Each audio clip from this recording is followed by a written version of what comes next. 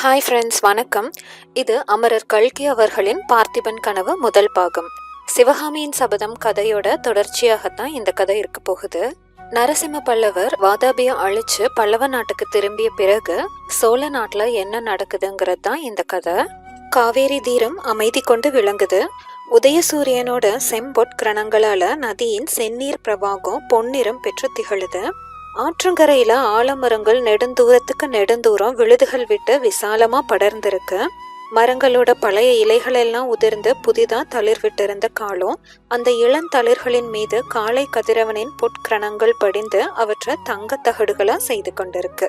கண்ணு கெட்டிய தூரம் தண்ணீர் மயமா தோன்றிய அந்த நதியோட மத்தியில வடகிழக்கு திசையில ஒரு பசுமையான தீவு காணப்படுது. தீவின் நடுவுல பச்சை மரங்களுக்கு மேல கம்பீரமா தலை தூக்கி நின்ற மாளிகையின் தங்க கலசம் தகதகன்னு ஒளிமயமா விளங்குது.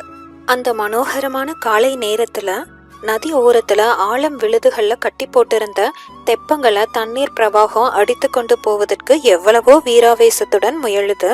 அது முடியாமற் போகவே இருக்கட்டும் என்று கோபக்குரல்ல இறைந்து கொண்டே போகுது. கரையில சற்று தூரத்துல ஓர் ஆல மரத்தின் அடியில குடிசை வீடு ஒன்று காணப்படுது. அதன் கூரை வழியாக அடுப்பு புகை வந்து கொண்டிருக்கு. அடுப்புல கம்பு அடை வேகும் வாசனையோ லேசா வந்துட்டு இருக்கு. அந்த நதி தீரத்தின் ஆழ்ந்த அமைதியை கலைத்து கொண்டு குதிரை குளம்படியின் சத்தம் கேக்குது. வர வர அந்த சத்தம் நெருங்கி வந்து கொண்டிருக்கு. இதோ வருகிறது 4 கால் பாய்ச்சல்ல ஒரு கம்பீரமான குதிரை. அதன் மேல ஆஜானுபாகுவான வீரன் ஒருவன் காணப்படுறான். வந்த வேகத்துல குதிரையும் வீரனும் வியர்வையில முழுகி இருக்காங்க. தோணித்துறை வந்ததும் குதிரை நிக்குது. வீரன் அதன் மேலிருந்து குதித்து இறங்கு. குடிசைக்குள்ள இளம் பெண் ஒருத்தி அடுப்புல அடை சுட்டு கொண்டிருக்கா. அருகில திடகாத்திரமான ஒரு வாலிபன் உட்கார்ந்து தைத்த இளம் ஆழம் இலையில போட்டிருந்த கம்பு அடைய கீரை குழம்புடன் ருசி பார்த்து சாப்பிட்டு கொண்டிருக்கான். ஒரு தடவை அவன் நாக்க சப்பு கொட்டிட்டு, அடிவள்ளி, இன்னும் எத்தனை நாளைக்கு உன் கையால் கம்பு அடையும் கீரை குழம்பும் சாப்பிட எனக்கு கொடுத்து வைத்திருக்கிறதோ தெரியவில்லை அப்படிங்கிறான். தினம் போது விடிந்தால் நீ இப்படித்தான் சொல்லிக் கொண்டிருக்கிறாய். இன்னொரு தடவை சொன்னால் இதோ இந்த அடுப்பை வெட்டி காவேரியில் போட்டு விடுவேன் பார் அப்படிங்கிறா அந்த பொண்ணு. நான் விளையாட்டுக்கு சொல்லவில்லை வள்ளி. மகாராஜாவும் மகாராணியும் நேற்று பேசிக் கொண்டிருந்ததை கேட்டேன். யுத்தம் நிச்சயமாக வரப்போகிறது அப்படிங்கிறா அந்த வாலிபன். யுத்தம் வந்தால் உனக்கு என்ன என்றுதான் கேட்கிறேன். உன்னை யார் யுத்தத்துக்கு அழைக்கிறார்கள்? உன் பாட்டுக்கு படகோட்டி கொண்டு இருக்க வேண்டியதுதானே? அதுதான் இல்லை. நான் மகாராஜாவின் காலிலே விழுந்து கேட்டுக்கொள்ளப் போகிறேன், என்னையும் யுத்தத்திற்கு அழைத்து கொண்டு போகச் சொல்லி. நான் உன் காலில் விழுந்து என்னையும் உன்னோடு அழைத்து கொண்டு போ என்று கேட்டுக்கொள்ளப் போகிறேன். அதற்கு உனக்கு இஷ்டமில்லாவிட்டால் காவேரி ஆற்றோடு போனவளை எடுத்து காப்பாற்றினாயோ இல்லையோ மறுபடியும் அந்த காவிரியிலே இழுத்து விட்டு போய்விடு. அதுதான் சரி வள்ளி. சோழ தேசம் இப்போது அப்படித்தான் ஆகிவிட்டது. பெண் பிள்ளைகள் யுத்தத்திற்கு போக வேண்டியது, ஆண் பிள்ளைகள் வீட்டுக்குள் ஒளிந்து கொண்டிருக்க வேண்டியது. இரு குதிரை வருகிற சத்தம் போல் கேட்கிறதே. அந்த சமயத்துலதான் டக் டக் டக் டக் என்ற குதிரையின் காலடி சத்தம் கேக்குது. அந்த சத்தத்தினால அந்த வாலிபனின் உடம்புல ஒரு துடிப்பு உண்டாகுது. அப்படியே எச்சிட்கையோட எழுந்து வாசற்புறம் ஓடுறான். அங்க அப்போதுதான் குதிரை மீதிருந்து இறங்கிய வீரன், பொன்னா, மகாராஜாவுக்கு செய்தி கொண்டு வந்திருக்கிறேன், சீக்கிரம் தோணியை எடு அப்படிங்கிறான். பொன்னன் இதோ வந்துவிட்டேன் அப்படின்னு சொல்லிட்டே உள்ள ஓடுறான். அச்சமயம் வள்ளி சட்டுவத்தில் இன்னொரு அடை தட்டுவதற்காக மாவை எடுத்து கொண்டிருக்கான். வள்ளி, உறையூரிலிருந்து செய்தி கொண்டு வந்திருக்கிறான், அவசர செய்தியாம், நான் போய் வருகிறேன் அப்படிங்கிறான் பொன்னன். நல்ல அவசர செய்தி, அரை வயிறு கூட நிரம்பியிராதே, எனக்கு பிடிக்கவே இல்லை அப்படின்னு வள்ளி முகத்தை திருப்பிக் கொள்றான். அதற்கென்ன செய்கிறது வள்ளி, அரண்மனை சேவகம் என்றால் சும்மாவா அப்படின்னு பொன்னன் சொல்லிக்கொண்டே அவளுடைய பக்கத்துல போறான். கோபம் கொண்டு அவளது முகத்தை தன் கைகளால திருப்புறான். வள்ளி புன்னகையோட தன் முகத்தின் மேல் விழுந்திருந்த கூந்தல இடது கையால எடுத்து சொருகி போட்டுக்கொண்டு, சீக்கிரம் வந்து விடுகிறாயா அப்படின்னு சொல்லிட்டு பொன்னனை அண்ணாந்து பாக்குறா. எத்தனை நேரம் பொன்னா என்று கூச்சல் கேட்கவே பொன்னன் திடுக்கிட்டவனா, இதோ வந்துட்டேன் அப்படின்னு கூச்சலிட்டு கொண்டே வெளியே ஓடுறான். பொன்னன் போன பிறகு வள்ளி வீட்டு காரியங்களை பார்க்க தொடங்குறா. குடிசைய மெழுகி சுத்தம் செய்யறான். மரத்தடியில கட்டியிருந்த எரும மாட்டை கறந்து கொண்டு வர்றா. பிறகு காவிரியில மரக்கிளைகள் தாழ்ந்திருந்த ஓரிடத்துல இறங்கி குளிச்சுட்டு வந்து சேலை மாற்றி கொண்ட பிறகு மறுபடியும் அடுப்பு மூட்டி சமையல் செய்ய தொடங்குறா. ஆனா அவளுடைய மனது என்னமோ பரபரன்னு அலைந்து கொண்டிருக்கு. அடிக்கடி குடிசை வாசலுக்கு வந்து தன்னுடைய கரிய பெரிய கண்களை சுழற்றி நாலாபுரமும் பார்த்து விட்டு உள்ள போறா. ஏதோ விசேஷ சம்பவங்கள் நடக்க போகிறதுங்கிற ஆவலோட எதிர்பார்த்தவளா தோன்றுது. அவள் எதிர்பார்த்தது வீண் போகல. சற்று நேரத்துக்கெல்லாம் உறையூர் பக்கத்திலிருந்து 10-15 குதிரை வீரர்கள் வர்றாங்க. அவர்களுக்கு மத்தியில அழகாக அலங்கரிக்கப்பட்ட 2 வெள்ளை புறவிகளும் ஒரு தந்த பல்லக்கும் வருது. அந்த வெண் புறவிகளின் மேல் யாரும் வீற்றிருக்கல. பல்லக்கு வெறுமையாவே இருக்கு. திடகாத்திர தேகிகளான 8 பேர் பல்லக்க சுமந்து கொண்டு வர்றாங்க. எல்லோரும் தோணித்துறைக்கு சற்று தூரத்துல வந்து நிக்கிறாங்க. பல்லக்கு கீழே இறக்கப்படுது. குதிரை மீது இருந்தவர்களும் கீழே இறங்கி குதிரைகளை மரங்கள்ல கட்டுறாங்க.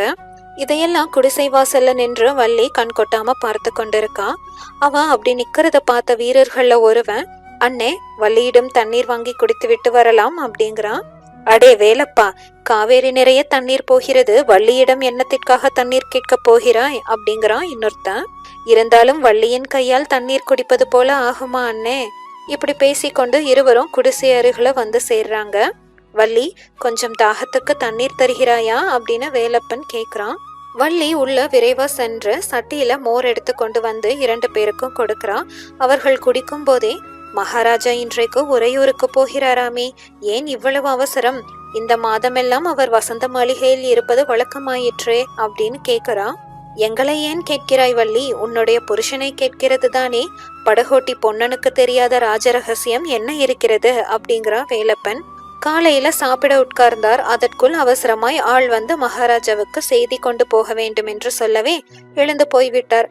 சரியாக சாப்பிடக்கூட இல்லை அப்படிங்கிறா வள்ளி. பாரப்பா, புருஷன் பேரில் உள்ள கரிசனத்தை பெண் சாதி என்றால் இப்படியல்லவோ இருக்க வேணும் அப்படிங்கிறா வேலப்பன். வள்ளியின் கண்ணங்கள் வெட்கத்தால குளிது.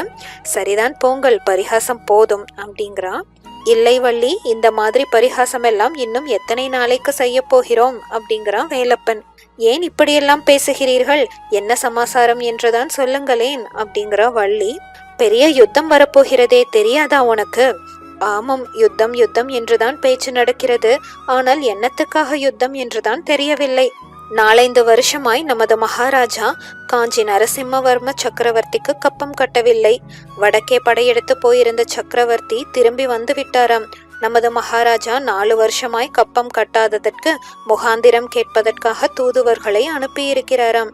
அவர்கள் இன்றைக்கு வந்து சேர்வார்களாம் அப்படிங்கிறான் வேலப்பன். இதற்காக யுத்தம் ஏன் வர வேண்டும்? 4 வருஷத்து கப்பத்தையும் சேர்த்து கொடுத்து விட்டால் போகிறது அப்படிங்கிற வள்ளி. அதுதான் நம்முடைய மகாராஜாவுக்கு இஷ்டமில்லை. முன்வைத்த காலை பின் வைக்க முடியாது என்கிறார். இவர்கள் இப்படி பேசி கொண்டிருக்கும் போதே நடு ஆற்றுல படகு வருவது தெரியுது. வேலப்பனும் இன்னொருவனும் உடனே திரும்பி போய் மற்றவர்களுடன் சேர்ந்து கொள்றாங்க. சிறிது நேரத்துக்கெல்லாம் படகு துறையா அடையுது. இது பொன்னன் போகும்போது தள்ளி கொண்டு போன சாதாரண படகுல அழகிய வேலைப்பாடுகளுடன் ஒரு பக்கம் விமானம் அமைக்க செய்திருந்த ராஜ படகு. படகின் விமானத்துல 3 பேர் அமர்ந்திருக்காங்க. அவர்களை பார்த்ததும் ராஜ குடும்பத்தினர் என்று தெரிந்து கொள்ளலாம். பார்த்திப சோழ மகாராஜாவும் அருள்மொழி மகாராணியும் இளவரசர் விக்ரமனும் அவங்க. அறையில பூண்ட உடைவாளும் கையில் நெடிய வேலாயுதம் தரித்த ஆஜானுபாகுகளான 2 மெய்க்காவலர்கள் படகின் 2 புறத்திலும் நின்று கொண்டிருக்காங்க. பொன்னனும் இன்னொருவனும் படகு தள்ளி கொண்டு வராங்க. படகு கரை சேர்ந்ததும் மெய்க்காவலர்கள் இருவரும் முதல்ல இறங்கி ராஜாதிராஜ ராஜ மார்த்தாண்ட ராஜ கம்பீர சோழ மண்டலாதிபதி பார்த்திப மகாராஜா பராக் அப்படின்னு கூவுறாங்க. கரையில நின்ற வீரர்கள் அவ்வளவு பேரும் கும்பிட்ட கைகளுடன் மகாராஜா வெல்க என்று எதிரொலி செய்றாங்க. படகை விட்டு இறங்கியதும் மகாராஜா பொன்னனுடைய குடிசை பக்கம் பாக்குறாரு. குடிசை வாசல்ல நின்று பார்த்து கொண்டிருந்த வள்ளியின் பேர்ல அவருடைய பார்வை விழுது. உடனே கைகளினால சிமிக்ஜை செய்து அழைக்கிறாரு. வள்ளி விரைவாக ஓடி வந்து தண்டனிடுறான். மகாராஜா எழுந்திருக்க சொன்னவுடன் எழுந்து பொன்னனுக்கு பின்னால அடக்க ஒடுக்கத்தோடு நிக்கிறான். வள்ளி, உன்னை பொன்னன் நன்றாக பார்த்து கொள்கிறானா அப்படின்னு மகாராஜா கேக்குறாரு. வள்ளி தலைய குனிந்து கொண்டு புன்னகை செய்றா. பதில் சொல்ல அவளுக்கு நான் எழல. அப்போது மகாராணி, அவளை அப்படி நீங்கள் கேட்டிருக்க கூடாது. பொன்னனை நீ நன்றாக பார்த்து கொள்கிறாயா அப்படின்னு கேட்டா பதில் சொல்லுவா அப்படிங்கிறாங்க. மகாராஜா சிரிச்சுட்டு, வள்ளி, மகாராணி சொன்னது காதில் விழுந்ததா? பொன்னனை ஜாக்கிரதையாக பார்த்துக்கொள். அந்தண்டை இந்தண்டை போக விடாதே. உன்னை வெள்ளத்திலிருந்து கரை சேர்த்தது போல இன்னும் யாரையாவது கொண்டு வந்து கரை சேர்த்து வைக்க போகிறான் அப்படிங்கிறாரு. வள்ளிக்கு வெட்கம் ஒரு பக்கமும் சந்தோஷம் ஒரு பக்கமும் பிடுங்கி திங்குது. தேகம் 100 கோணலா வளையுது. ஆனா பொன்னனோ இந்த ஹாஸ்ய பேச்ச கவனித்ததாகவே தெரியல. அவன் 2 கரங்களையும் கூப்பி, மகாராஜா ஒரு வரம் கொடுக்க வேணும், யுத்தத்திற்கு மகாராஜா போகும்போது அடிமையையும் அழைத்து போக வேணும் அப்படிங்கிறான். மகாராஜா சற்று நிதானிக்கிறாரு. பிறகு, பொன்னா, உன்னுடைய மனது எனக்கு தெரியும், ஆனாலும் நீ கேட்ட வரம் கொடுக்க முடியாது. நீ இங்கேதான் இருக்க வேண்டும். போர்க்களத்திலிருந்து நான் திரும்பி வராவிட்டால் இளவரசருக்கு நீந்த கற்றுக் கொடுக்கும் பொறுப்பை உன்னிடம் ஒப்புவிக்கிறேன், தெரிகிறதா அப்படிங்கிறாரு. இதை கேட்டதும் பொன்னன், வள்ளி இருவருடைய கண்களிலும் நீர் ததும்புது. மகாராணி அருள்மொழி தேவி ஒரு நெடிய பெருமூச்சு விடுறாங்க. அவளுடைய உள்ளத்துல என்னென்ன சிந்தனைகள் கொந்தளித்து எழுந்தனவோ யார் கண்டது? மகாராஜாவும் பரிவாரங்களும் வெகு தூரம் போன பிறகுதான் வள்ளி பழைய வள்ளி ஆகிறா. அப்போது பொன்னனை பார்த்து, பார்த்தாயா, மகாராஜா என்ன சொன்னார்கள்? என்னை கேட்காமல் அந்தண்டை இந்தண்டை போகக்கூடாது தெரியுமா அப்படிங்கிறான். அப்படியானால் இப்போதே கேட்டு விடுகிறேன். வள்ளி, இன்று மத்தியானம் நான் உறையூர் போக வேண்டும் அப்படிங்கிறான் பொன்னன். உறையூரிலே என்ன என்று வள்ளி கேட்கிறா. இன்றைக்கு பெரிய விசேஷம் எல்லாம் நடக்க போகிறது. காஞ்சியிலிருந்து கப்பம் கேட்பதற்காக தூதர்கள் வரப்போகிறார்களாம். மகாராஜா முடியாது என்று சொல்ல போகிறாராம். நான் கட்டாயம் போக வேணும் அப்படிங்கிறான் பொன்னன். அப்போ வள்ளி இரு கரங்களையும் குவித்து கொண்டு குரலை பொன்னன் குரல் போல மாற்றிக்கொண்டு, மகாராஜா எனக்கு ஒரு வரம் கொடுக்க வேணும். மகாராஜா யுத்தத்திற்கு போனால் அடிமையையும் அழைத்து போக வேணும் அப்படிங்கிறா. சே போ, இப்படி நீ பரிகாசம் செய்வதாய் இருந்தால் நான் போகவில்லை அப்படிங்கிறான் பொன்னன். இந்த உறுதியுடனேயே பொன்னன் சாவகாசமாக காவேரி ஆற்றில் இறங்கி நீந்தி கொம்மாளம் போட்டு கொண்டிருந்தான். ஆனா கொஞ்ச நேரத்துக்கெல்லாம் டக் டக் டக் டக் என்ற குதிரைகளின் குழம்பு சத்தம் கேக்குது. அவனுக்கு சொல்ல முடியாத பரபரப்பு உண்டாகுது. கரையேறி ஓடி வந்து பார்க்கிறான். வள்ளியும் குடிசைக்குள்ள இருந்து வெளியே வர்றான். சிறிது நேரத்துக்கெல்லாம் முதல்ல ஒரு குதிரையும் பின்னால 4 குதிரைகளும் கிழக்கு திசையிலிருந்து அதிவேகமா வருது. முதல் குதிரையின் மேல இருந்தவன் கையில் சிங்க உருவம் வரைந்த கொடி பிடித்து கொண்டிருக்கான். குதிரைகள் உறையூர் நோக்கி பறக்குது. சிங்க கொடி போட்டு கொண்டு போகிறார்களே, இவர்கள் யார் அப்படின்னு வள்ளி கேக்குறா. மெய்மறந்து நின்ற பொன்னன் திடுக்கிட்டவனா, வள்ளி, இவர்கள்தான் பல்லவ தூதர்கள். நான் எப்படியும் இன்று உறையூர் போக வேணும். நீயும் வேணுமானால் வா, உன் பாட்டனையும் பார்த்தது போல் இருக்கும் அப்படிங்கிறான். பொன்னனும் வள்ளியும் தங்கள் குடிசையின் கதவை பூட்டி கொண்டு உறையூரை நோக்கி போறாங்க. அவர்கள் வசித்த தோணித்துறையிலிருந்து உறையூர் மேற்கே ஒரு காத தூரத்துல இருக்குது.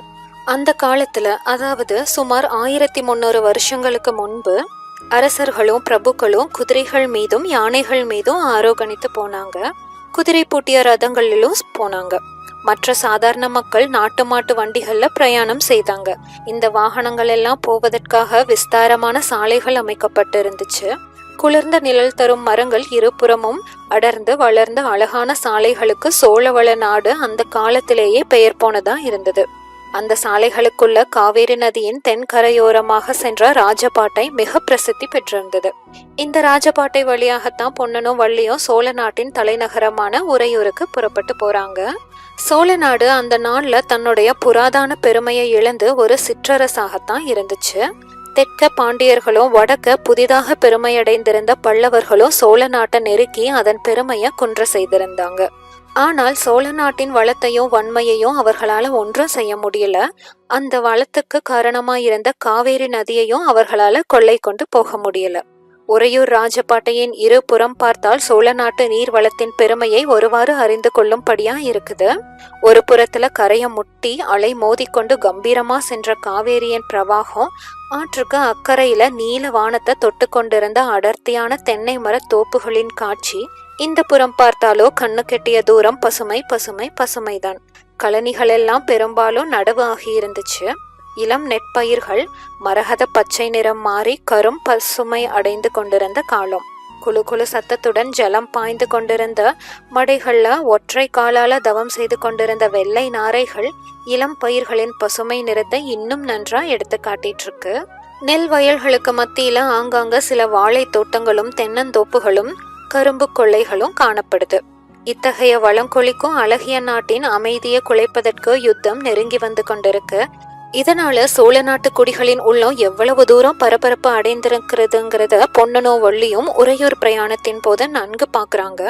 பக்கத்து கழனிகள்ல வேலை செய்து கொண்டிருந்த உழவர்களும் பயிர்களுக்கு களை பிடுங்கி கொண்டிருந்த ஸ்திரீகளும் பொன்னனையும் வள்ளியையும் கண்டதும் கைவேலைய போட்டுட்டு ஓடோடியும் வர்றாங்க. பொன்னா, என்ன செய்தி என்று சிலர் ஆவலுடன் கேக்குறாங்க. சண்டை நிச்சயம்தானா என்று சிலர் விசாரிக்கிறாங்க. தூதர்கள் வந்த சமாசாரம் ஏதாவது தெரியுமா அப்படின்னு கேக்குறாங்க. பொன்னனும் ஒவ்வொருவரிடமும் ஒவ்வொரு விதமா பதில் சொல்றான். சண்டையை பற்றி சந்தேகம் என்ன, நமது மகாராஜா ஒரு நாளும் கப்பம் கட்டப் போவதில்லை, எல்லோரும் அவரவர்கள் வாளையும் வேலையும் தீட்டிக் கொண்டு வந்து சேருங்கள் அப்படின்னு சிலரிடமும், வேறு சிலரிடம் எனக்கு என்ன தெரியும், உங்களுக்கு தெரிந்ததுதான் எனக்கும் தெரியும் அப்படிங்கிறான். அவர்கள் நன்றாயிருக்கிறது பொன்னா, உனக்கு தெரியாமல் இருக்குமா, சோழ நாட்டுக்கே இப்போது முக்கிய மந்திரி நீதானே, உனக்கு தெரியாத ராஜ ரகசியம் ஏது அப்படிங்கிறாங்க. அப்போது வள்ளி அடைந்த பெருமைய சொல்லி முடியாது. ஆனா வேறு சிலர், பொன்னா மகாராஜா யுத்தத்திற்கு போனால் நீயும் போவாயோ இல்லையோ என்று கேட்டபோது வள்ளிக்கு ரொம்ப எரிச்சலா இருக்கு. அவர்களுக்கு அது என் இஷ்டமா, மகாராஜாவின் இஷ்டம் அப்படிங்கிறான் பொன்னன். அவர்கள் போன பிறகு வள்ளியிடம், பார்த்தாயா வள்ளி, நான் யுத்தத்திற்கு போகாமல் இருந்தால் நன்றாயிருக்குமா, 4 பேர் சிரிக்க மாட்டார்களா அப்படிங்கிறான். அதற்கு வள்ளி, உன்னை யார் போக வேண்டாம் என்று சொன்னார்கள், மகாராஜா உத்தரவு கொடுத்தால் போ, என்னையும் அழைத்து கொண்டு போ என்றுதானே சொல்லுகிறேன் அப்படிங்கிறா. இப்படி வழியெல்லாம் பொன்னன் நின்று நின்று கேட்டவர்களுக்கு மறுமொழி சொல்லி கொண்டு போக வேண்டியதா இருக்கு. உறையூர் கோட்டை வாசல அணுகிய போது அஸ்தமிக்கும் நேரம் ஆயிடுச்சு. அவர்கள் வந்து சேர்ந்த அதே சமயத்துல கோட்டை வாசல் திறந்து உள்ளிருந்து சில குதிரை வீரர்கள் வெளியே வந்து கொண்டிருக்காங்க. முதல்ல வந்த வீரன் கையில சிங்க கொடிய பார்த்ததும் அவர்கள்தான் மத்தியானம் உறையூருக்கு சென்ற பல்லவ தூதர்கள் என்பது பொன்னனுக்கு தெரிஞ்சிடுது. இருவரும் சிறிது ஒதுங்கி நிக்கிறாங்க. கோட்டை வாசல் தாண்டியதும் குதிரைகள் காற்றிலும் கடிய வேகத்தோட பறக்க தொடங்குது. அவற்றின் காட்குழம்பின் புழுதி மறையும் வரையில் அவை சென்ற திசையே பார்த்து கொண்டிருந்து விட்டு பொன்னனும் வள்ளியும் கோட்டை வாசல் வழியாக புகுந்து சென்று நகருக்குள்ள பிரவேசிக்கிறாங்க. நகரின் வீதிகள்ல ஆங்காங்கே கும்பல் கும்பலாக ஜனங்கள் நின்று பேசி கொண்டிருக்காங்க.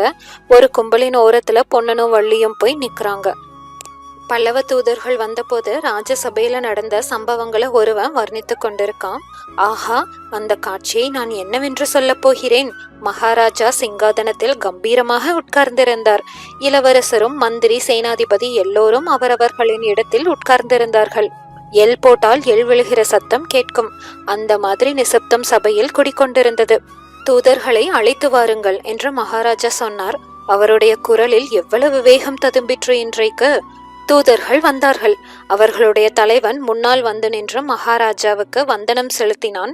தூதரே, என்ன செய்தி என்று கேட்டார். அந்த குரலின் கம்பீரத்திலேயே தூதன் நடுங்கி போய்விட்டான். அவனுக்கு பேசவே முடியவில்லை.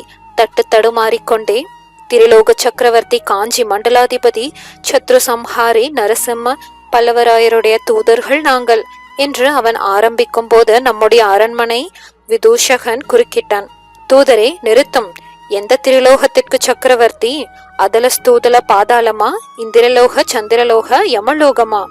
சபையில் எல்லோரும் கொல்லென்று சிரித்தார்கள். தூதன் பாடு திண்டாட்டமாய் போய்விட்டது. அவனுடைய உடம்பு நடுங்கிற்று, நா குளிரிற்று. மெதுவாக சமாளித்து கொண்டு, தங்கள் பாட்டனார் காலம் முதல் ஆண்டுதோறும் கட்டி வந்த கப்பத்தை சென்ற 6 வருஷமாய் மகாராஜா கட்டவில்லையாம். அதற்கு முகாந்திரம் கேட்டு வரும்படி சக்கரவர்த்தியின் கட்டளை என்றான். ஆஹா, அப்போது நமது மகாராஜாவின் தோற்றத்தை பார்க்க வேணுமே. தூதரே, உங்கள் சக்கரவர்த்தி கேட்டிருக்கும் முகாந்திரத்தை போர் முனையிலே தெரிவிப்பதாக போய் சொல்லும் என்றார். எனக்கு அப்போது உடல் சிலிர்த்து விட்டது.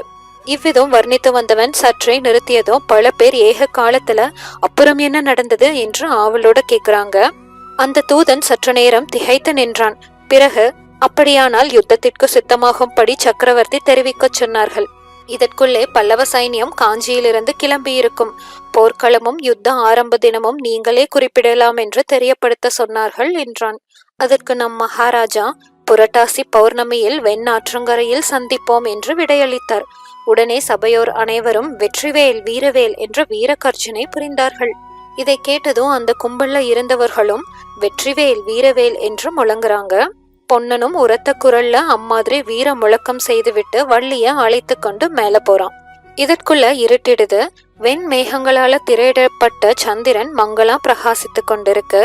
ஒவ்வொரு வீதி மூலையிலும் நாட்டியிருந்த கல் தூணின் மேல் பெரிய அகல் விளக்குகள் இருக்கு. அவை ஒவ்வொன்றா கொளுத்தப்பட்டதும் புகை விட்டு கொண்டு எரிய ஆரம்பிக்குது. திடீர்னு எங்கேயோ உயரமான இடத்திலிருந்து பேரிகை முழக்கம் கேட்க தொடங்குது.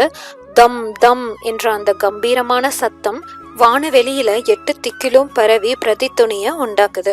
உறையூரின் மண்டபங்களும் மாட மாளிகைகளும் கோபுரங்களும் கோட்டை வாசல்களும் சேர்ந்து ஏக காலத்துல எதிரொலி செய்யுது. சற்று நேரத்துக்கெல்லாம் அந்த சத்தம் யுத்தம் யுத்தம் என்றே கேட்க தொடங்குது.